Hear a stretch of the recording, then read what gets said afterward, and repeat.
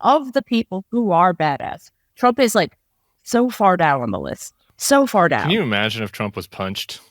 I mean, I always like to bring up my favorite video of Trump where he gets scared of the bird, scared of the eagle, yes. goes to bite. Now, understandably. But I mean, he handled it like not. No, he like did a not. badass. He did not handle it well.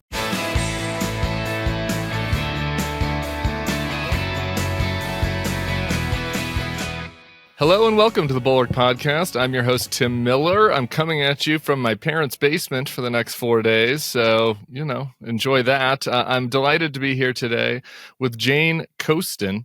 You might know her, contributing opinion writer to the New York Times. She wrote recently for The Atlantic about nudity, and she's a friend of the pod. Jane, welcome back. Thank you so much for having me. I'm happy to be back. We've got and hello to your parents' basements. Yeah, it's going to be interesting down here. If I have any trauma, if there are any there's trauma tears or anything, any flashbacks happening, everybody's just got to be patient with me because there is a lot of times you see a picture and you're like, whoa, I forgot how awkward I was at age 17. Right. Anywho, yeah, your parents' basement always remembers. Like you forget, but your parents' basement remembers. Correct. Our topic list today is really it's a parade of horribles, a parade of comedy, and I think we're going to enjoy ourselves. Unfortunately, we have to start with the douchebags at the All In podcast. For people who don't know the All In gang, it is David Balsax, Chamath, and then two other guys, and they're Silicon Valley tech people, and they started a pod. They're contrarian tech bros who have decided to support Donald Trump. They held a fundraiser for Donald Trump recently, and in exchange, Donald Trump graced them with his presence on their podcast. So I want to play one clip from it in particular. But Jane, do you have any high-level view on the Silicon Valley Trump bro phenomenon and why these guys are much more prominent than in 2016 and in 2020? I think it is speaking to, actually, Matt Stoller wrote a piece about this. Now, granted, I think the piece has that, but the wallet inspector never came back with my wallet vibes. But he's like, in 2016, Trump talked about like combating big business and like talking about, rooting for the little guys. And then in 2020 and 2024, he's not talking about that at all. And I'm like, interesting. So to me, this is tethered to that. Also, the idea that Donald Trump, I think, smartly recognizes that if he just says, he repeats back the thing that the person clearly wants him to say, everybody's happy with him. Yeah, well, I'm going to get to the repeating back thing because that is where we're going next. But there's one other element to this that I think is that which is just fatigue. And like in 2016, among the kind of progressive denizens of Silicon Valley where I used to live, there was just this huge outrage at Donald Trump. But you can only be outraged at something for so long, and so I'm not sure that the oligarchs, the people at the top of the chain, with the exception of our friend Reid Hoffman, who wrote a wonderful rebuttal to David Balsax, which I'll put in the show notes. I'm not sure that many of the oligarchs actually really hated Trump that much, because they are in their, castles of prosperity. They have many moats around them that will prevent them from any dangers of Donald Trump. But they were responding to a bottom-up revolt, right? And the bottom-up revolt from the people that worked for them. And they were like, oh my God, if I don't speak out against Donald Trump, then I won't be able to recruit people and there'll be this huge backlash against me. And what they found out was like, nah, actually that isn't really true. Like people will be mad for a little while and then they'll go on with their lives. And so now I'm kind of free to, let my freak flag fly and support this guy who will obviously give me whatever I want as long as I give him money. I think that's how I would sum it up.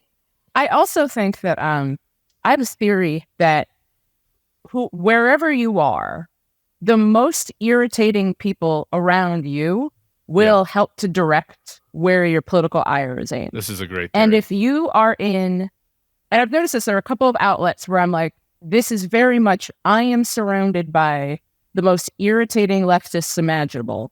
Ergo, I am furious at the left. Yeah. And currently, I did not grow up surrounded by irritating leftists. Right. I grew up in Ohio in the 90s. Yeah. That was not what we had. I don't think they made irritating Ohio leftists until 2013? Yeah, there were one or two maybe. Yeah. Tough times out there for them. But like, it's been instances, because I think that if you are the All In podcast, or you are someone who is kind of you live in Manhattan, or you live in like a big coastal city, you do not experience the outrages of the right, except sort of like tangentially. Yeah. You experience the most annoying liberals you have ever heard of in your entire life. And they are like literally next door to you. And I think that this is why, like, I would love to hear what the All In podcast would be like if the All In podcast were based in like Kansas City. Right. Like what, yeah. And it just is like, that's not, I think that this is more about like regional difference in some ways in terms of like what you consider to be the threat. Because understandably, if you are in a city in which Republicans or conservatism has basically no inroads, it's kind of like how, it reminds, like, my spouse is from New Zealand, and New Zealand conservatism, this is changing a little bit, New Zealand conservatism is like, oh yeah, still total universal health care, major safety net, but just as like, it's a different, it's a different valence of what the right looks like, or what conservatism looks like. And if you are in a city in which the conservatism that exists in Louisiana or Missouri or Iowa or Utah but has no entree, then it will not be as worrying to you personally as the liberalism that is very annoying to you and exists in San Francisco and in Manhattan. Yeah, it's the ultimate reverse partisanship argument. Okay, I'm with you on that. Hopefully, well, if you have friends that are like this in your life, later on in this podcast, we are going to play some audio from some of the worst people in MAGA world. So maybe show that to them, expose them a little bit to what's happening. I always want to offer to Republican donors, like, I will take you on a tour of TPUSA events and Donald Trump events. I will go with you. We'll bring a bodyguard and we'll just go there and just hang out for 48 hours. And if you still want these people to run the country after that, then that's fine. And I think that would be a worthwhile service for someone to provide. I want to play one clip from this podcast. It's the only news in it. These guys were just like, Donald Trump, why is the border such a problem? And like, why was the economy so much better under you? It was not a hard-hitting interview, but they accidentally made one piece of news on the issue of green cards. I apologize. We're going to have to listen to a full minute of the all-in douchebags and Donald Trump, but it's important. So let's take a listen.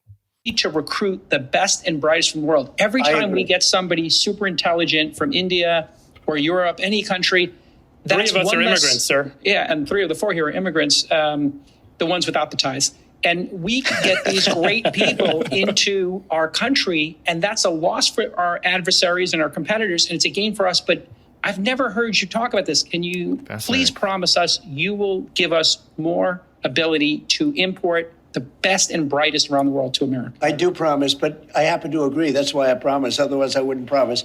Let me just tell you that it's so sad when we lose people from Harvard, MIT, from the greatest schools and lesser schools that are phenomenal schools also. And what I wanted to do, and I would have done this, but then we had to solve the COVID problem because that came in and, sort of dominated for a little while, as you perhaps know. But what I want to do and what I will do is you graduate from a college, I think you should get automatically as part of your diploma a green card. So on the face of it, a good policy, but there's a lot of things underneath the surface. So Jane, why don't you take the first swing at that? Okay. One, I maintain that lesser colleges that are still phenomenal colleges. It's a funny line. Yeah, like Fordham, like where he went. It is the Rams. One, what he is proposing is a visa that sort of already kind of exists, like the highly skilled, high talent visa. That is a real thing. As a side note, if you explore the world of high level visas, they're like the visas for like extremely talented people. Do you remember like when Justin Bieber was getting into a bunch of trouble and people were like launched a change.org petition to get his visa rescinded because he had like a special one for like being highly talented or something? Like, so there are multiple types of visas. So this sort of exists. The replies to this on Twitter, I will never call it the other thing, were so funny because all of these people, that's the thing with Trump that is weird and confusing to anyone who has any political consistency consistency whatsoever or the memory of longer than like 45 minutes. Because all of the people who were like, we got to close the border and stop legal immigration. Like the people who were like, Stephen Miller, that guy doesn't seem terrifying. All of these people replying like, oh, this is so good, so based. I love it. And I'm just like, so you think it would be an amazing policy? One, I love that Trump was like, Harvard, amazing school. And all of these people who have spent the last 4 months pretending like Harvard is like evil backwater. We're like, yeah. Like if you are a student on a student visa and you attend Harvard, and when you graduate from Harvard, you just get a green card and get like, it's interesting, like the immigration restrictionist pretzel that would put immigration restrictionists in if there was any need for logical consistency would be very funny. And yet all of these people are like, yeah, it's amazing. And I'm like, this is exactly the thing that you said you were mad about. Like, one, he literally did the thing of just being like, I do promise because I agree with you. Like, it really does present, like, I remember that early in, like, 2017, there was this thing of, like, what if Nancy Pelosi just started suggesting things and complimenting Trump a lot? Like, you could have gotten universal health care or something. Right. I don't think that was really true because the people actually put in charge of the Trump administration were not like that. But it is interesting how he will promise anything, absolutely anything. And then he will put Stephen Miller in charge of it. And Stephen Miller is like, the Immigration Restriction Act of 1924 didn't go far enough. So it is I've been trying to think more about Donald Trump, less in anything he says and more about what he does or promises to do. And not just like promises to do on a podcast, but like policy positions that are put out. Because I feel like that's the closest we will get to actually understanding what he would do as actual president, because he keeps doing this thing where he pretends like he wasn't president. Like, I don't know if you saw today or I think last night, he was like, he fakes that there was a conspiracy around the assassination of JFK. And I'm like, sir, same podcast as this. You were president. You could have seen it. There's like, of the people who are allowed to know the ins and outs of the assassination of JFK, you are one of the people. That's you.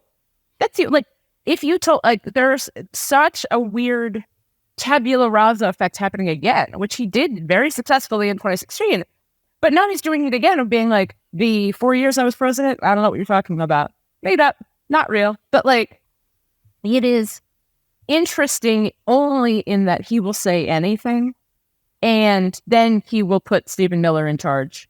And Stephen Miller absolutely 100% does not think that if you went to Yale, you should get a green card. No, absolutely doesn't. And do you know how we know that? Because Stephen Miller was in charge of the fucking immigration regime for 4 years. It's like, are these four guys, these four douches, like, are they this gullible when they meet with VC founders who come to them and they're like, I'm going to invent the next great AI widget. Like, you should give me $100 million. Like, how gullible do you have to be? This guy, Trump was in charge of the immigration regime for 4 years. And he throws this aside out where he's like, well, we wanted to do this, but COVID happened. Like, what are you talking about? Like, COVID resulted in actually a ton of immigration changes. Like, your administration cracked down in draconian ways on immigration of all kinds, legal and illegal. That's what you did. Like, you could have changed. You could have also said over the course of those changes that people with a college degree who test negative for COVID can get a green card. Like, you could have done anything you wanted, but you have fucking Stephen Miller, the Santa Monica Gobbles running your thing. And like, these four guys are just like, yeah, great point, Mr. Trump. Great point, Mr. Trump. So, the whole thing. It's amusing to me only in, I wonder what you could get Trump to agree with if you just complimented him a lot on a podcast. Oh, and gave him money. The complimenting and gave him money. These guys all gave him money. And he switched on the TikTok ban, too. It's the same thing. Yeah. He flipped on the TikTok ban because some rich guy gave him money. He's pretending he cares a lot about crypto, which, again, I think that we need to get my dude, Jonathan Swan, to ask Donald Trump, what is cryptocurrency? Right. Because the 3 minutes that would follow would be like what it would sound like if you watched a cat fall down the stairs. Like, it would be true dissembling. But it's like, I think that's the challenge that, and I think there have been some smart writing on this, is that Trump somehow manages to pretend as if he exists in a world of eternal possibility and non-reality. This is not true. He was actually president. We were all there because I am, in my 30s and I am not 5. Like, this all happened. We were all there. He was president. Here are the things that took place while he was president. And the idea that you can just memory wipe all of that and pretend as if he exists again as a tabula rasa upon which you can project all of your greatest hopes and dreams is bizarre. It is the most giving your wallet to the wallet inspector thing I have ever heard in my entire life. Like, there are so many things that he actually did and he actually supported. And it is interesting to see again and again how the things he did and things he actually supported exist like in this weird time warp. Like the bump stock ban, which I wrote back when it happened in, I think, 2018. Like, ATF was like, I don't think we can do this. Like, everybody within the government essentially was like, I do not think we can actually do this. Late Senator Dianne Feinstein was like, I don't think this is legal. Like, we just cannot do this. And Trump was like, we'll do it. And then obviously the Supreme Court shuts it down. And so we now had, we've had, I think, someone, write legislation being like, well, Republicans, you all said this was a great idea. We should ban bump stocks. Like, this is a thing Congress can do. Yeah. So many times the Supreme Court is like, hello. And now the Republicans are like, what are you talking about? Trump, this wasn't us. This was the libs that did this. No.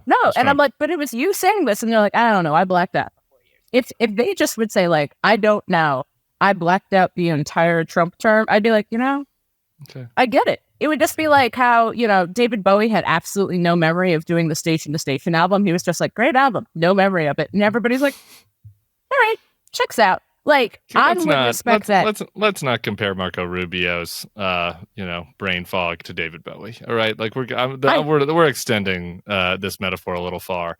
I'm just saying, I would respect that more than to just pretend as if the entire Trump administration, like, just say all of these things during the Trump term, and then come back now and just be like, I don't know what you're talking about, and then pretend again that he is this tabula rasa upon which you can project a immigration regime that cares about you, specifically Guy on Podcast, and cryptocurrency.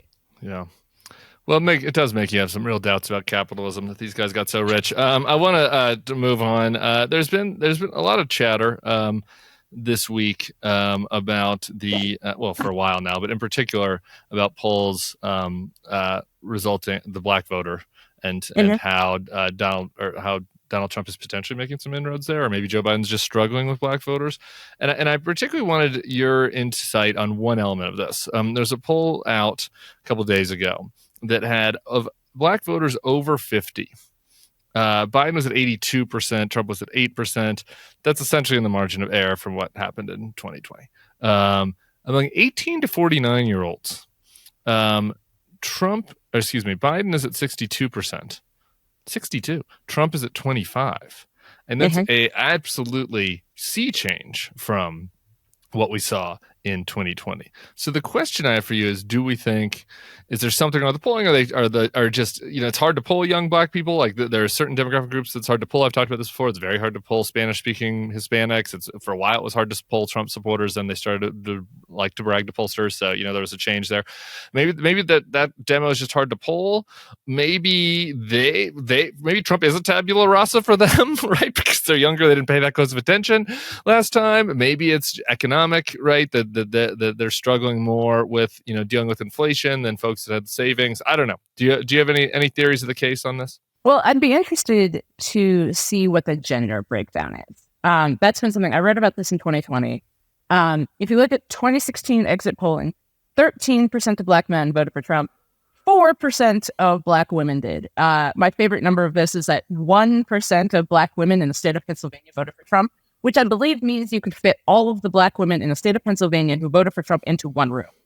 And in 2020, the exit polling was about 19% of black men voted for Trump. 9% of black women did. And so there's been a long-running gender gap among support for Donald Trump among African Americans. That's just a thing that has existed for many reasons.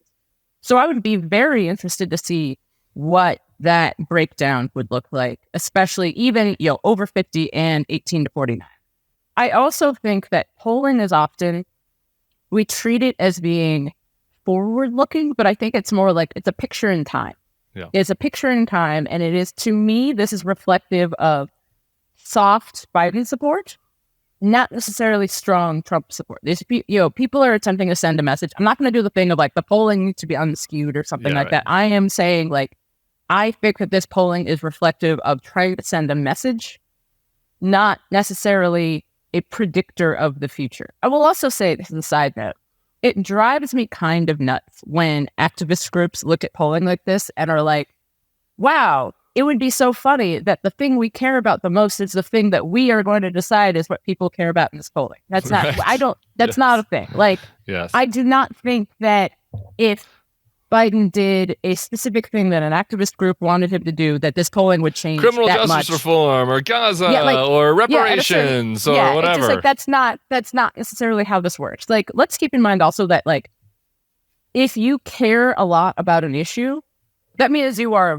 way more well-informed about the issue, whatever it is, than 96% of the human race.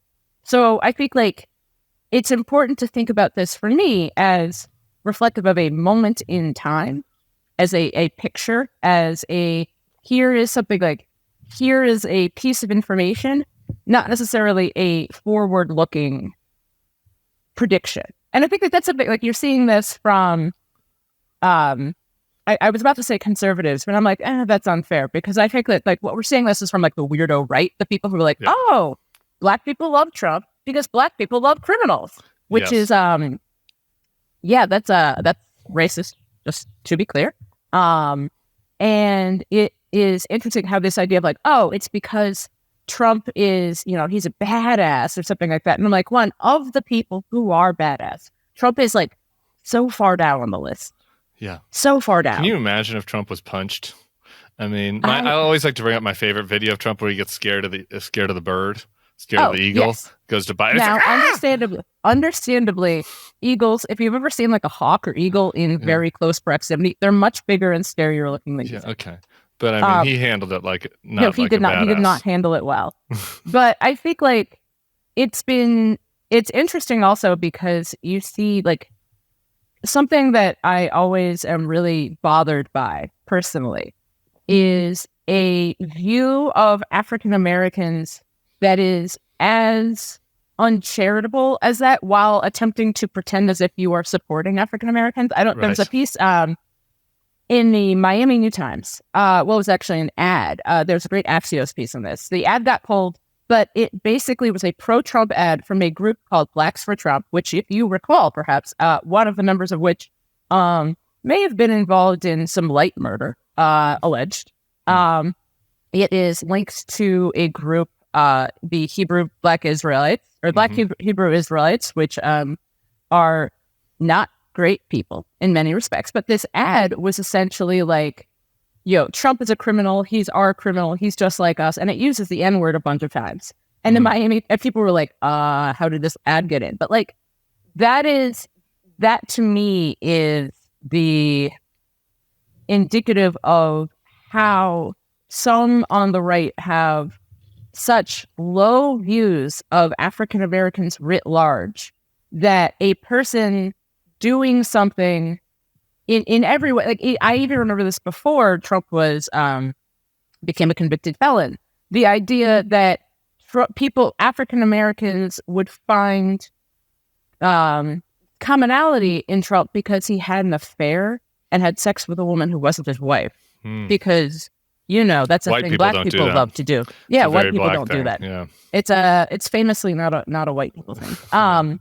But I think that is, to me, indicative of a very disturbing view among some on the right of African Americans as being essentially like, it is, I mean, it's the same way that I talked about this online, that like the best way to become a very wealthy right-wing person is to be a right-wing minority who just says like incredibly stupid things, and then people will just be like, oh, but she's Black, so it's okay.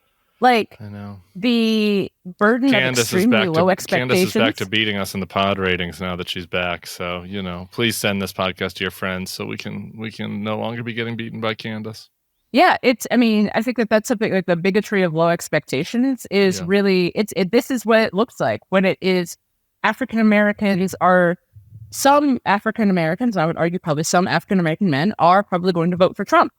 And I am going to guess that they're not voting for Trump on the basis of he's a criminal just like me. Like, this is the funny thing about this. Like, to me, it's like the most obvious reason for this is, there's some cultural elements, I think.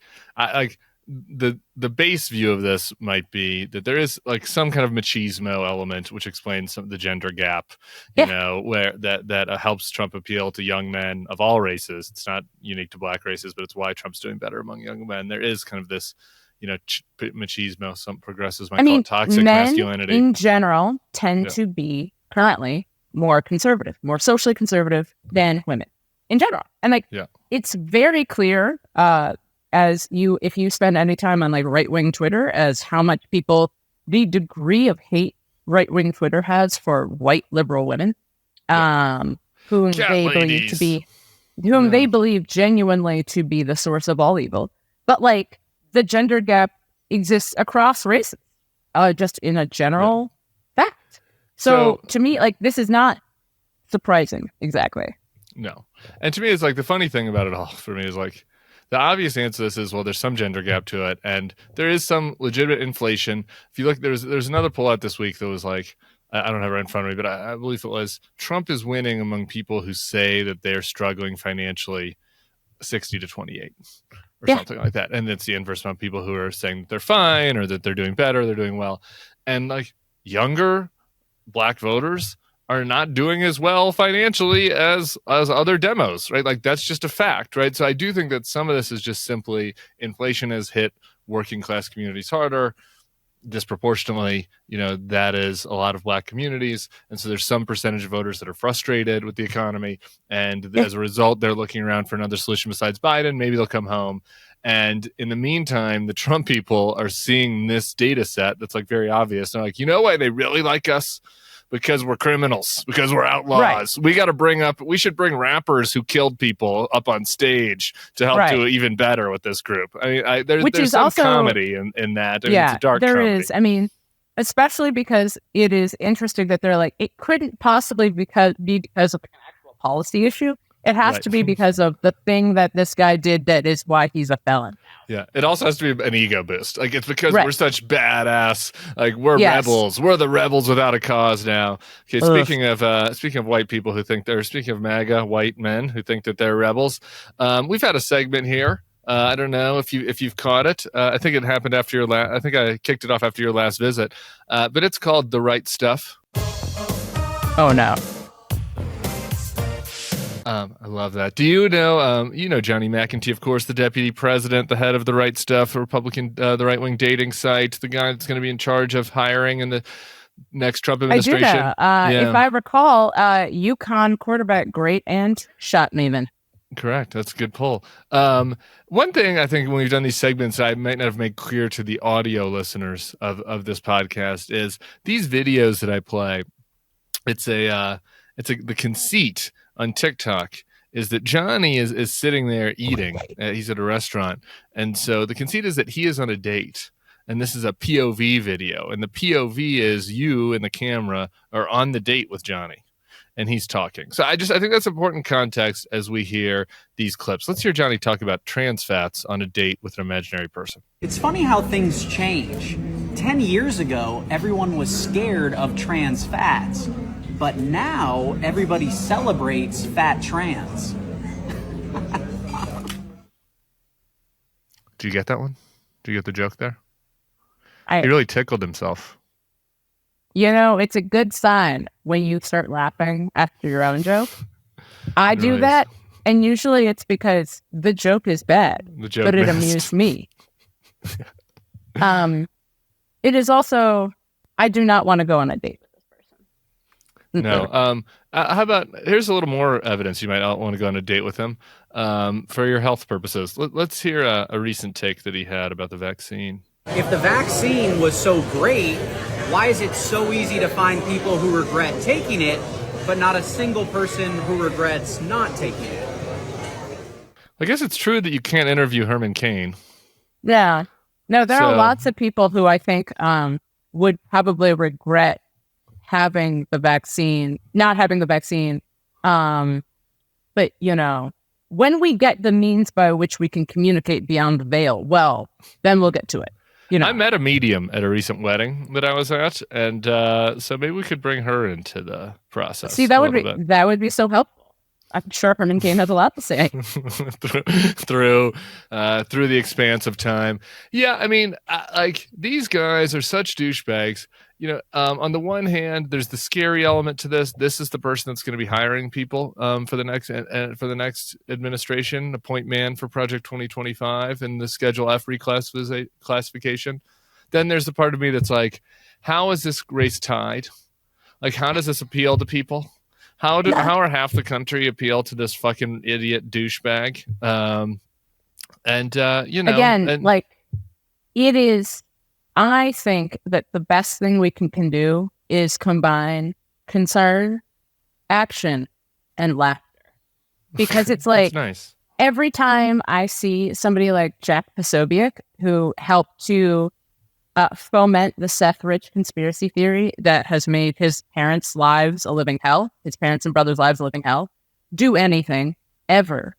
Like the whole like white boy summer thing at TPUSA, which is very... Please TPUSA explain for our listeners what white boy summer is. So Turning Point USA is, you know, they have their big youth conference, which if you look in the audience, there are no youth. A lot of everyone, the average age at this conference appeared to be what, like 34? Older. Like, well, so this is just important context for somebody who's had to suffer through many of these. Like it's one of these conferences where like there's a room where people sit and listen to these horrible, obnoxious speeches where people make jokes even worse than the trans fat joke that we just had to suffer through. And the people that sit in the room are like grandparents' age, not 34. Yes. It's the median age in the room listening to the speech is like 66. Nothing wrong with 66-year-olds. We appreciate everybody who's listening who's 66, but it's a youth conference, so that's a little concerning. Then out in the hall, there are like little like 20-year-old Hitler youth who are trying to, like boys who are like trying to sleep with the 20% of girls who attend. Yeah. And so like that's essentially what's happening here, just for context. Yes. And every year they have actual white nationalists who try to come, and then they get thrown out because they're actual white nationalists, and then the white nationalists complain, which I'm amused by, because I'm like, you're a white nationalist. Imagine that life. But also, your biggest dream is to get into a TPUSA event. I am apparently, I'm sure I've told you this, Tim, I am apparently on the banned list from TPUSA events, and it has bothered me not at all. Really? But like, so, you know, this conference took place, and you're checking a lot of boxes for them in the identity standpoint that aren't great. In addition to your advocacy. I'll tell you a little story. This was at Vox. My former employer, I did, you know, interviews with some folks because they were being beset by the Nick Fuentes Groyper weirdos. And they were very interested in talking to somebody who was like interested in talking about this, how Charlie Kirk kept getting screamed at about the USS Liberty and about how Israel and Jews are evil by like the worst people in the entire world. This happened during Donald Trump Jr.'s book tour, I believe. Also, like it was a whole thing. Dan Crenshaw got yelled at a bunch. It was a whole thing. And so I was talking to TPUSA people quite a bit. And then there was like a TPUSA event of some kind. I believe like they had a conference in DC. This was years ago.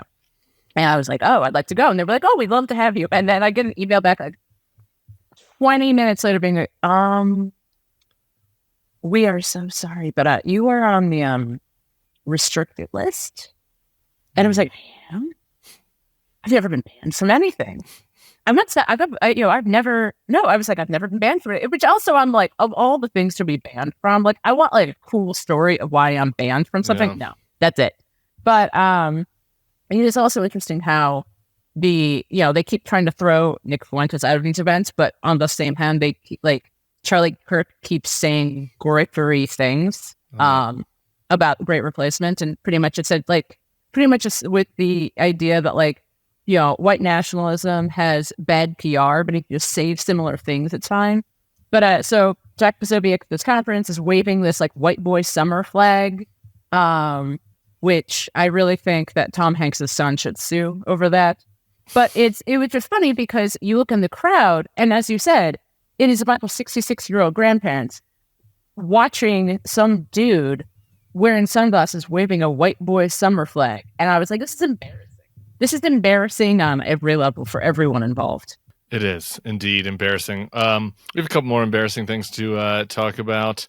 Which one do I want to do first? We'll end with your article on the nudes internet and the sexualization of everything online. And for people that don't want to hear about the nudes internet and Jane talking about labias, you can fast forward because we have some great questions from you guys, and I'm keeping Jane from the mailbag. But I want to do 2 minutes on the Caitlin Clark discourse, if you will.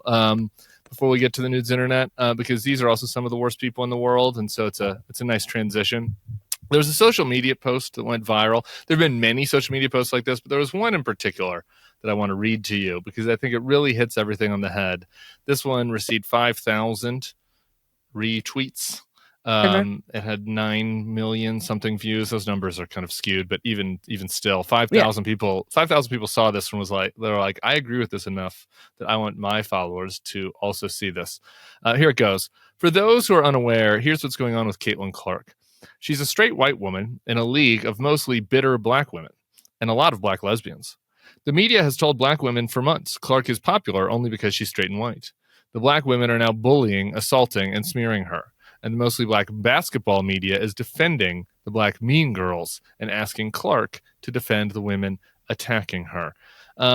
This is, we also had Clay Travis and many other of the Fox types sharing a similar meme that Caitlin Clark is being attacked because she's white. There's reverse racism. Finally, when women's basketball is gaining the interest of the public, because like other sports, it's got rivalries, it's got awesome players, it's got amazing shot making, it's got everything that you want in sports. The worst people in the world want to make this a race war. Right. It's a content thing. I was thinking about this because there's Caitlin Clark, the athlete, and I want to separate that out. Yeah. Caitlin Clark is a professional basketball player. She plays the sport of basketball. And there have been so many examples of people trying to generate content about her where I'm like, have you never seen a basketball game before? And I believe the answer is no. We see this all the time in which when right-wing or even left-wing commentary try to talk about sports. And I'm like, oh, so you've just never watched the game before in your life. Caitlin Clark gets fouled and they're like, whoa, and I'm this was an attack. Well, also, they're like, we should call the police. It is also funny for the same people who've been complaining about how soft American culture is. And now they're like, my baby. I saw someone being like, it is odd that people talk about Caitlin Clark like she's their daughter and not their 22-year-old daughter, their 6-year-old daughter. But there's Caitlin Clark, the athlete. She's averaging 16.3 points a game, 5.5 rebounds, 6.2 assists. She's doing great. She's doing great. She's playing professional basketball at a very high level on a team where people seem to forget also that, if you have a really high draft pick, that's not because you were so awesome. It's because the Indiana Fever were very bad. And so, they've gone on a winning streak recently. That's great. They're doing it. I want to put her in the athlete box. The athlete is over here. Yeah. Then there is Caitlin Clark. It's great. It's fun to hang out over there. That's fun. Oh my God. Actual sports. It's amazing. Yeah. Then there's Caitlin Clark with tabula rasa. And I came up with this idea. Sam, you're a college football person. I am. Do you remember a man named Tim Tebow? Of course, yeah. So there's Tim Tebow, the college football player who won the Heisman, I believe, twice. Twice, yeah. And then played in the NFL for a little bit. Had one of the most astounding playoff wins, Broncos over Steelers. Oh, yeah. With one fantastic pass that caused John Elway to leap up and down for 15 minutes. I can picture it in my head. It's going right down the left sideline. Yeah. Yeah, it all happened. And then, kind of fizzled out of the NFL. He tried playing in Major League Baseball for a minute. Anyway, he's doing commentary now he's actually very good at commentary. He works for the SEC network. He's great. Then there was this thing which I called Tebowism, which was treating an athlete, not as an athlete, but as a symbol of something you've projected onto them. And then everything mean people say about them everything mean that people say about that person is actually because of the thing you've projected onto him. Right. So with Tim Tebow, it was like, you don't want him to succeed in the NFL because he's a Christian. And I'm like, there's no dearth of Christians in the NFL. They do like prayer circles. It's a whole Every thing. Game. Yeah. Like literally, like I would say, if I had to guess, 80% of NFL players are like either explicitly or tangentially Christian. Yeah. I would just like, they do. And at least half of post-game interviews, thank God. Yeah, that's you're thank God all the time. Everybody's thanking God. Like, because God was like, hang on, I really got to make sure that you get this 4th and 1. Yeah. And there have been numerous times in which I believe the Lord did want us to convert that 4th and 1. But there was like, and you see this happening with Caitlin Clark, where a bunch of people see that, one, she's a content generator. Yeah. And you're starting to see, I think, smart people calling this out more and more often. There was like, she had a shot blocked and somebody taped that was like, why is this person being so mean? And like Trey Wingo, who used to be at ESPN, was like, you're just trying to get clicks because it's like, this is the sport of basketball. Yeah. Caitlin Clark plays basketball. She talks shit. She plays hard. She will go hard in the paint. She goes inside, outside. Like she does the sport. That's the way it is. That's why she's so good at it. And I think that people in this content generation space have no tether to sports. That's why you see all these people being like, she should start her own league. Why? Because of content. Because you just want to say things for content. Like people getting very mad that she isn't on the Olympic team when she was playing in the national championship game, so she couldn't try out for the Olympic team. Right. And the WNBA does not run USA basketball, which is how the Olympic team is made. And like, you don't need to put somebody on the team just because it would generate content with people who don't watch sports. Like, it's insanity producing for people who care about sports. It is insanity producing for people who care about athletes. We keep doing this thing where if women's sports is a thing that we're allegedly very supportive of, but when women play sports, we get very people don't know how to talk about it. Either we get, which I find also irritating, but the people who put women's sports on like a pedestal, that it's the same way in which people talk about like if women were in charge of the world, there'd be no war. Like that women aren't people. That there are people who do bad things. There are women who are perfect. And like, that's shitty. It's shitty and dumb. But I think also treating Caitlin Clark, who is an actual person who's playing in an actual league that has lots of straight white women in it, for the record. Tons of straight white women and some including queer some on the white Olympic women. Team and including some that are some all-stars. Queer white women, some queer black women, and some straight black women, because that's how many people are. Like, treating this in this way that, like, she has no tether to any of this content generation nonsense. Like, she is just trying to do her job.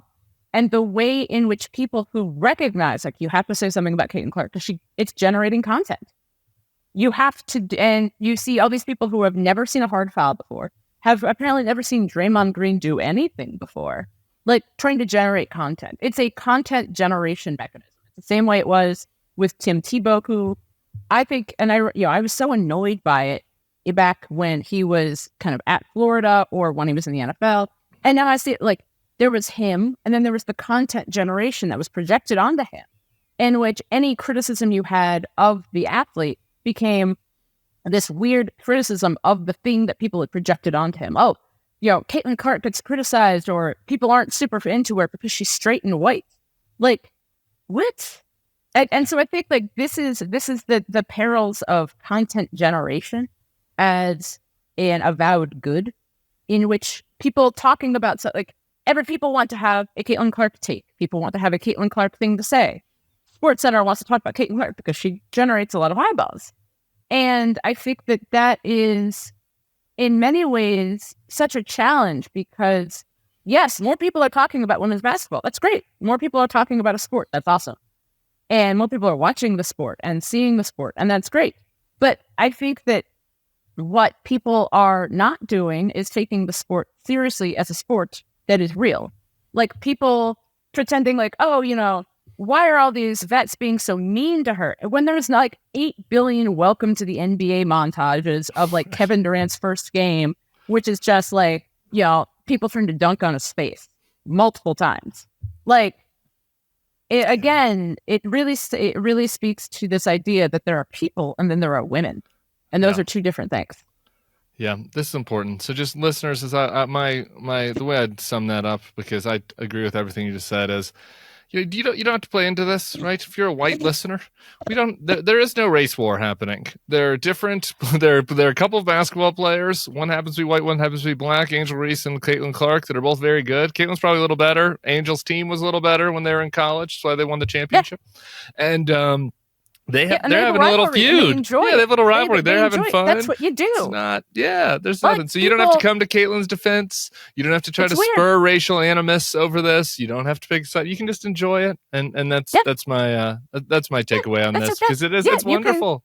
It should be good. Yeah, and also like you are allowed to engage in one of the great joys of watching a sport, which is like random hateration.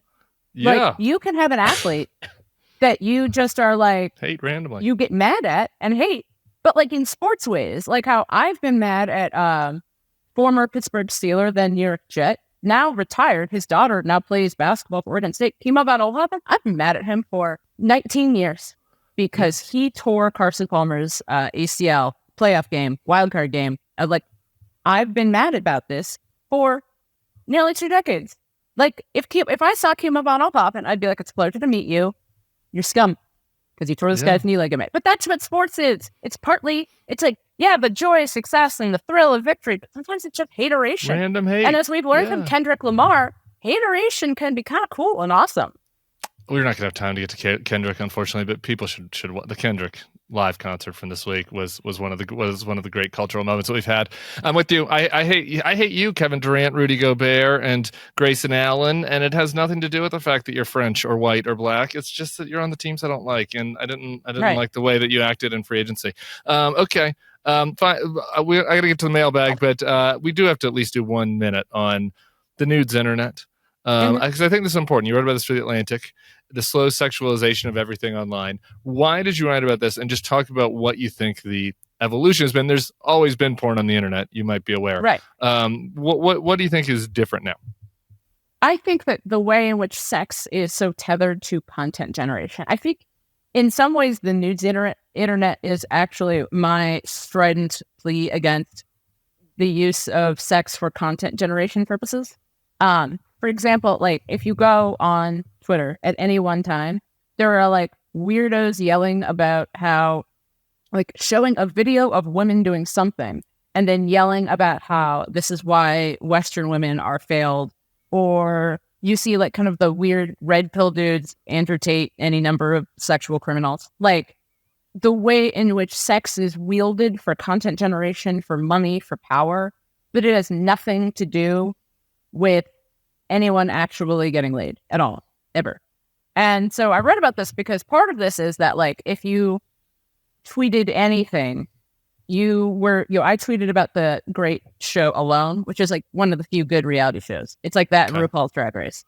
And it's a show in which Alone is a show in which it's on the History Channel, and it is a show in which they leave people with a camera and like some supplies. There's a supply list and you can figure out what you would take, basically in like the most remote parts of Vancouver or any other place, and they're far apart from each other. And they basically like, there you go. And it is surprisingly fascinating because it's not like, you know, there's no like, oh, you have to complete a challenge. There's no teamwork, just these people by themselves trying to survive.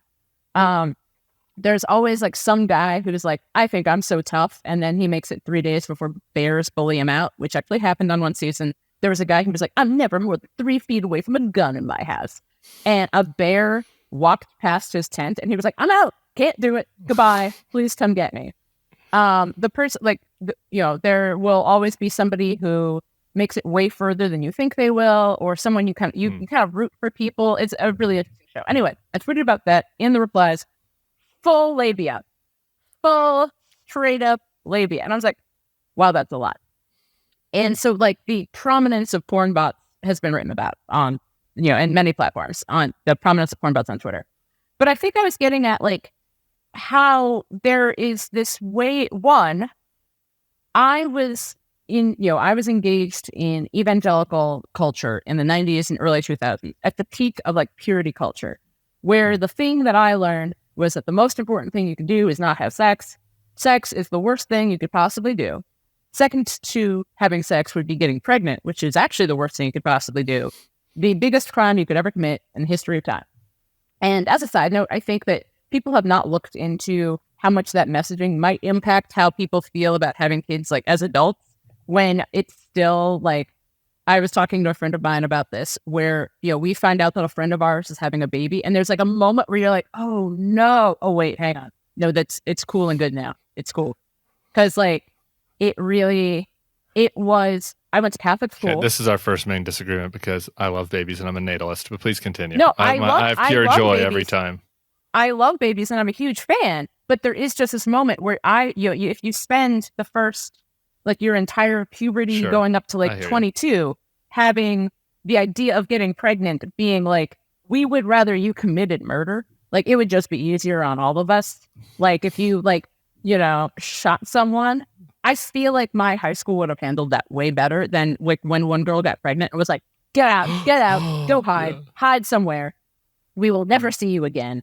Leper. And so it's been so weird to see this turn, all based on content, to, we're all cheering for Elon Musk because he keeps impregnating people with whom he has no relationship.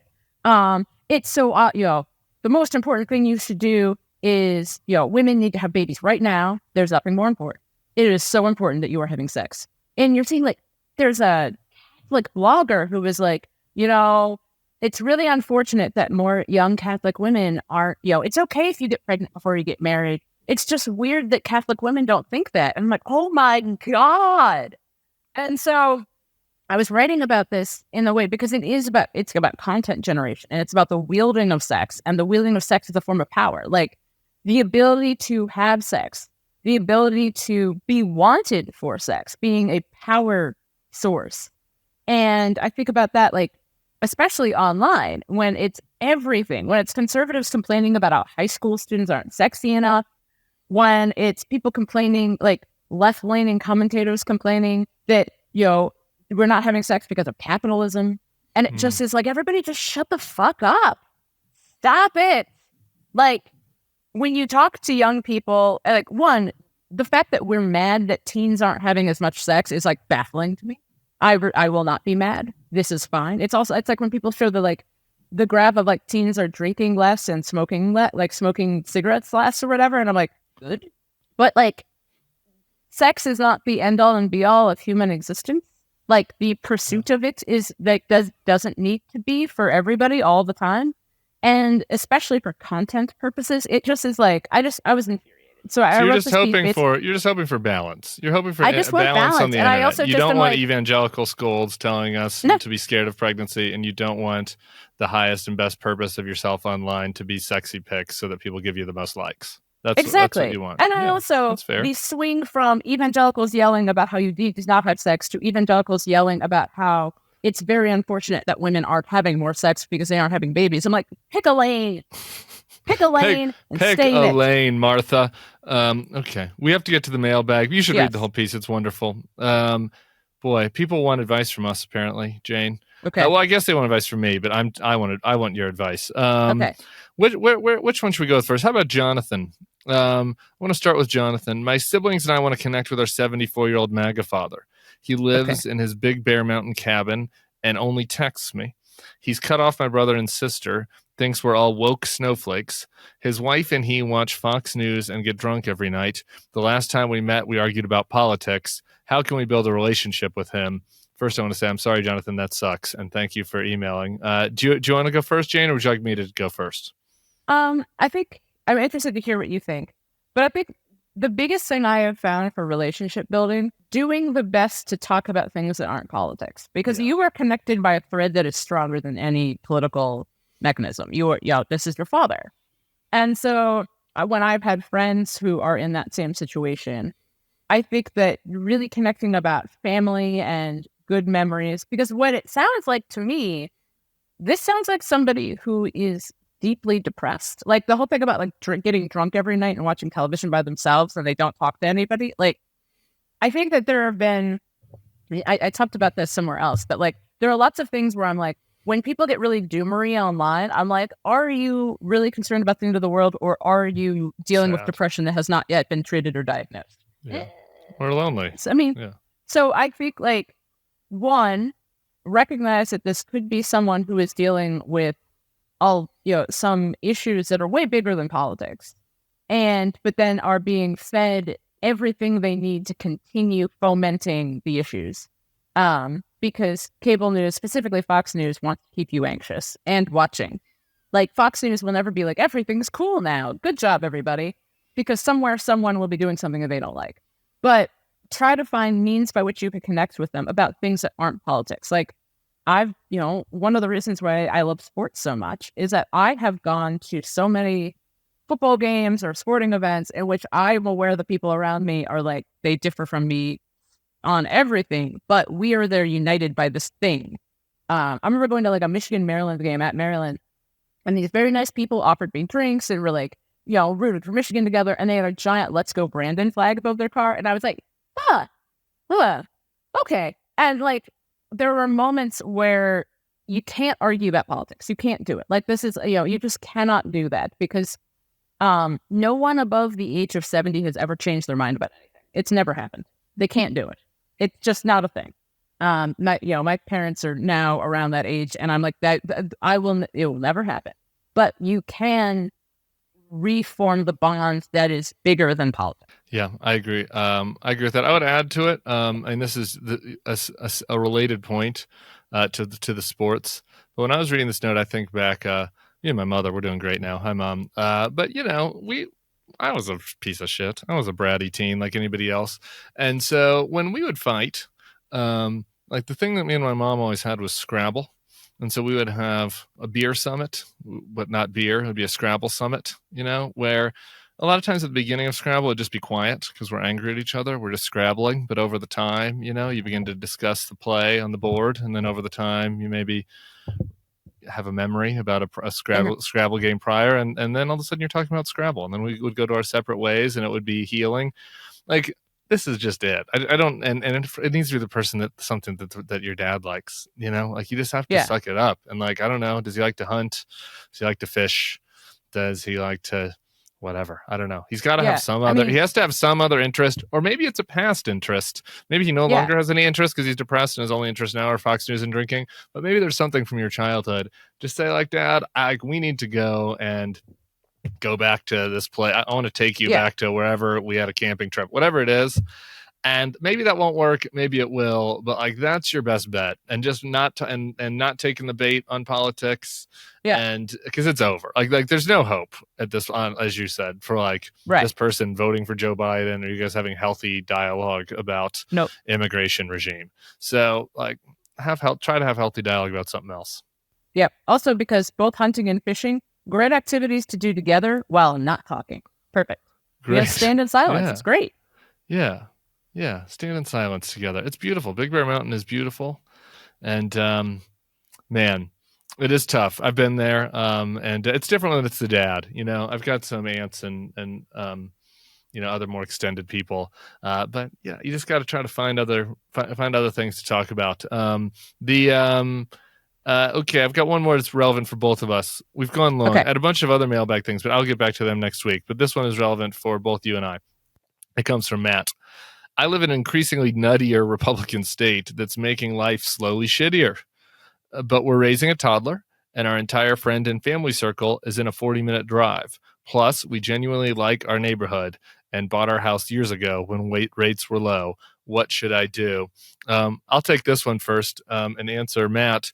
I've got some hopefully happy news, maybe disappointing news for you. You're living the dream.